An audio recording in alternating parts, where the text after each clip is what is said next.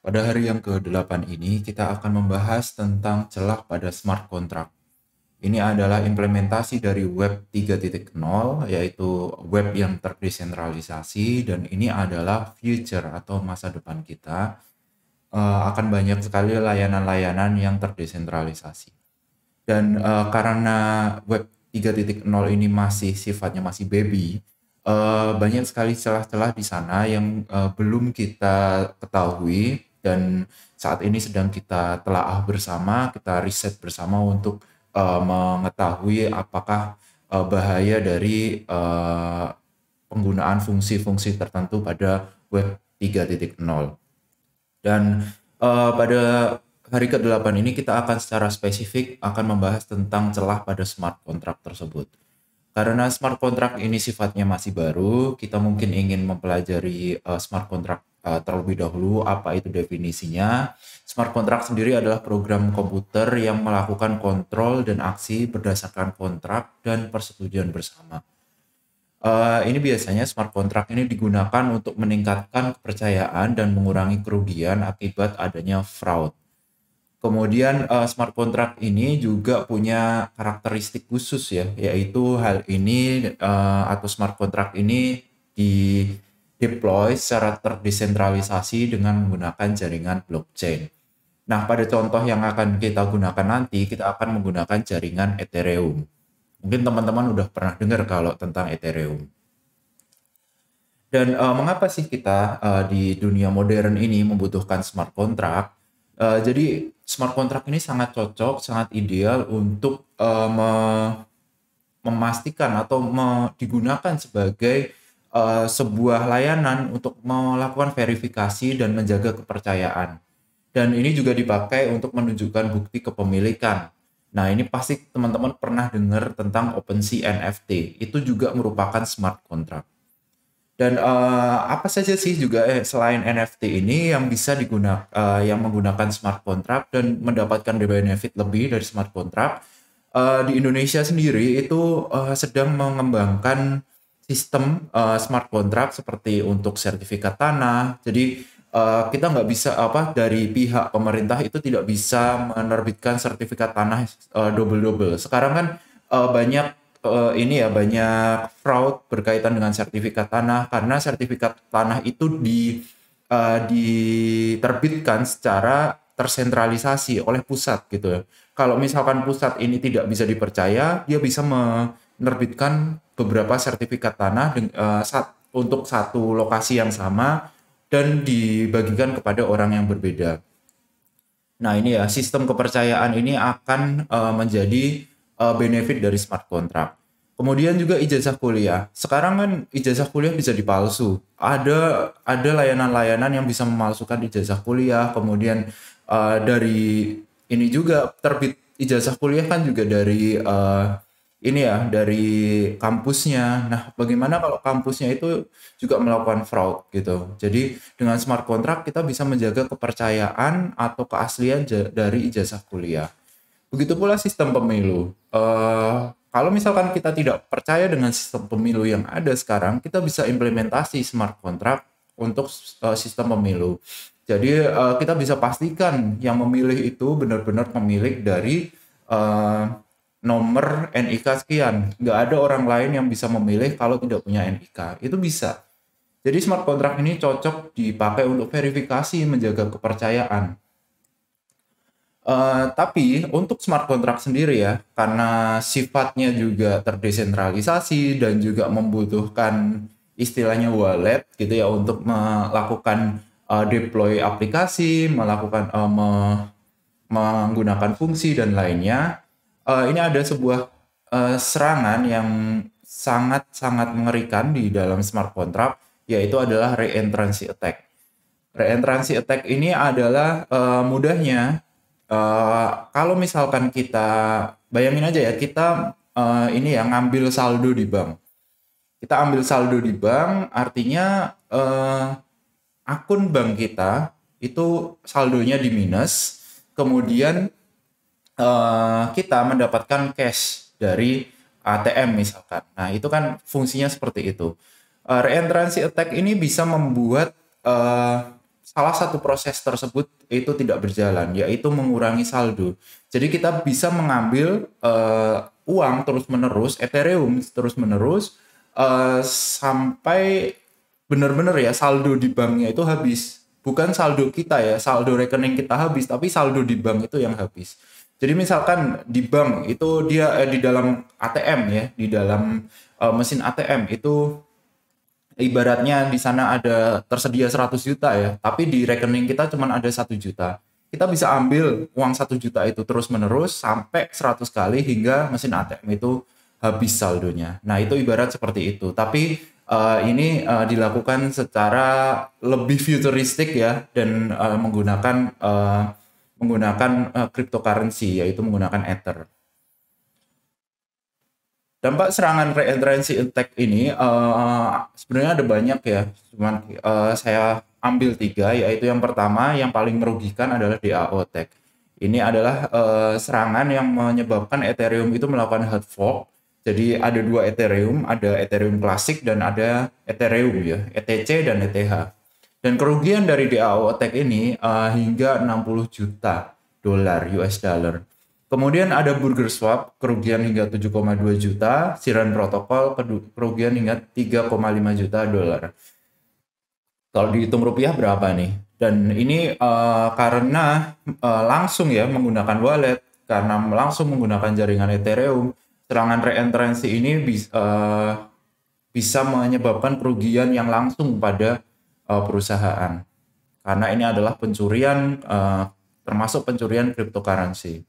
Dan kita nanti akan belajar bagaimana melakukan serangan reentrancy ini, terutama apabila ada celah pada jaringan atau pada sistem smart contract tersebut. Dan referensi yang aku gunakan itu dari HackerNoon ini. Coba teman-teman lihat di sini, ini merupakan referensi yang bagus untuk memahami tentang reentrancy attack. Dan sekarang kita akan langsung masuk ke labnya. Untuk memulai challenge ini ada file yang harus kita download. Kita download dulu filenya. Kemudian kita buka di dalam folder. Kemudian kita mungkin ingin buat folder tersendiri ya. Dan kita extract here. Ini, nah AOC Smart Contract. Nah, kita akan menggunakan 2 file ini, yaitu attack Sol dan Ether Sol. 2 file ini merupakan bahasa pemrograman Solidity. Kita untuk membuka bahasa pemrograman ini mungkin kita bisa lewat browser. Hanya saja kita perlu link. Nah, ini ada Remix IDE yang bisa kita pakai untuk mendeploy ini ke jaringan VM Ethereum. Nah, bentuknya seperti ini IDE-nya. Kita accept aja di sini, terus kemudian kita next, dan kemudian kita bisa open file, kemudian ambil dari smart contract tadi, yang 2 smart contract ini dibuka. Jadi akan ada 2 smart contract yang dideploy, itu adalah Ether Sol, Ether Store. Di sini adalah ibaratnya tempat untuk deposit Ethereum. Kemudian di sini adalah smart contract untuk melakukan serangan. Jadi serangan reentrancy attack itu sendiri itu terjadi akibat kedua smart contract ini bisa saling berkomunikasi satu sama lainnya. Dan artinya di Ether Store-nya ini tidak ada semacam filtering untuk mencegah smart contract yang tidak terpercaya untuk berinteraksi. Jadi serangan ini nanti bisa terjadi. Dan mungkin kita ingin lihat dulu ya di sini ada bahasa pemrograman yaitu menggunakan Solidity. Kemudian kita bisa lupakan ini ya, ini adalah flag-nya nanti yang akan muncul. Kemudian di sini ada deposit ya. Deposit itu ketika kita menyimpan uang ke dalam Ether Store. Kemudian kita juga lupakan ini adalah flag-nya. Kemudian ada fungsi withdraw sampai di sini. Fungsi withdraw ini adalah ketika ada deposit, ada withdraw ya. Artinya kita bisa nyimpan, kita bisa ambil saldonya. Gitu. Kemudian dari attack Sol ini dia fungsi ini ya untuk serangannya dia akan melakukan ini ya, deposit dulu satu ya, kemudian dia akan melakukan withdraw. Tapi di sini ada fallback function. Fallback function ini apabila balance-nya itu di sana ya, di store-nya itu lebih dari satu, kita akan withdraw. Jadi yang dilakukan oleh attack soul ini, attack soul ini akan mengambil saldonya terus-menerus gitu ya, karena si Ether Store ini belum sempat mengupdate saldo gitu. Jadi ketika ada user mengambil gitu kan, harusnya kan saldo di Ether Store-nya ini berkurang. Tapi sebelum dikurangin, sebelum saldonya itu berkurang, si penyerang itu mengambil lagi, terus-menerus mengambil seperti itu sebelum si Ether Store itu berhasil mengupdate saldonya. Jadi walaupun satu Ether diambil terus-menerus seperti itu, si Ether Store belum sempat mengupdate saldonya, tapi berapa Ethereum sudah hilang. Padahal satu Ethereum itu harganya sekarang berapa ya? Satu Ether tuh IDR gitu. Satu Ethereum itu harganya 19 juta gitu. Ini serangan yang sangat merugikan ya. Nah, setelah kita membaca source code-nya, kita coba lakukan serangan dari reentrancy attack. Di sini untuk etherstores.sol ini ya, titik sol kita pilih, kemudian kita pilih ini ya compilernya. Lalu pastikan ini ya di 0.8.10 commit. Kemudian di sini compile etherstore.sol. Kemudian pilih ke menu bawahnya deploy and run transaction. Lalu kita pilih di sini akun. Kita ingat aja kita pilih akun yang pertama untuk ini ya, untuk smart contract ini. Kemudian kita pilih di sini value-nya Ether atau Ethereum. Kemudian kita deploy. Dan sekarang ada deploy kontrak yaitu Etherstore dari alamat sekian. Gitu ya, kita bisa melakukan deposit, withdraw balance, dan get balance. Misalkan kita ingin mendeposit 5 Ethereum atau ini sekitar 60 juta rupiah, 100 juta rupiah. Deposit ke sini. Dan di sini ada tanda cek yang artinya depositnya sudah berhasil. Kita bisa lihat balance-nya ada 5 Ethereum.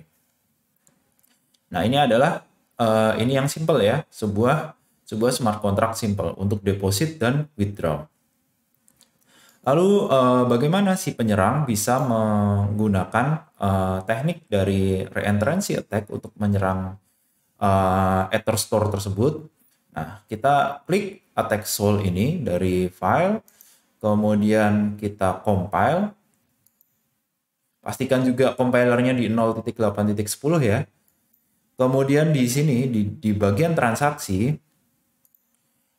kita pilih di sini attack soul, kemudian kita pilih wallet yang lain. Wallet yang pertama kan tadi udah untuk deposit ya, artinya yang deposito yang di sana udah milik orang yang pertama.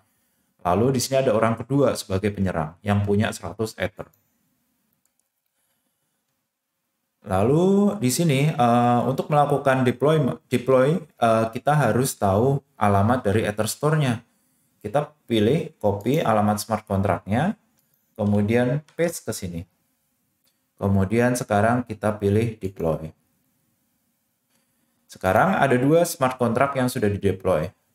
Yaitu Ether Store punya balance 5 ETH dan yang satunya adalah attack. Di sini dipakai untuk menyerang si Ether Store-nya. Nah, sekarang kita masukkan value dari value kita yang ingin kita deposit ke sana, kemudian kita tarik secara berulang-ulang. Jadi satu Ether ini akan kita deposit ke sana, kemudian satu Ether ini akan kita tarik lagi, tapi secara berulang. Sebelum si Ether Store itu mengupdate saldo yang ada pada akun kita.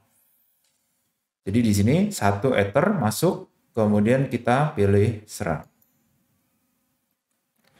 Tandanya berhasil, ada cek di sini. Dan sekarang kita punya balance 6 Ethereum gitu ya. Di dalam sini ya, di dalam sini padahal kita tadi hanya deposit 1, kita dapat 6 karena kita tarik semua saldo yang ada di Ether Store. Kemudian flag-nya juga sudah kita dapatkan. Dan flag-nya udah kita dapetin ya, yaitu all your Ethereum is mine. Oke. Lalu masuk ke dalam ininya ya, masuk ke dalam challenge-nya, kemudian kita taruh ke dalam Ether Store Contract ini ya untuk menjawab pertanyaan. Dan kita juga jawab ini ya, 2 pertanyaan yang lain. Gitu. Jadi gitu untuk challenge hari ke-8 tentang smart contract. Cukup challenging karena banyak hal baru yang bisa kita dapatkan di sini. Dan kita akan kembali lagi pada hari yang ke-9 video selanjutnya. Sampai jumpa.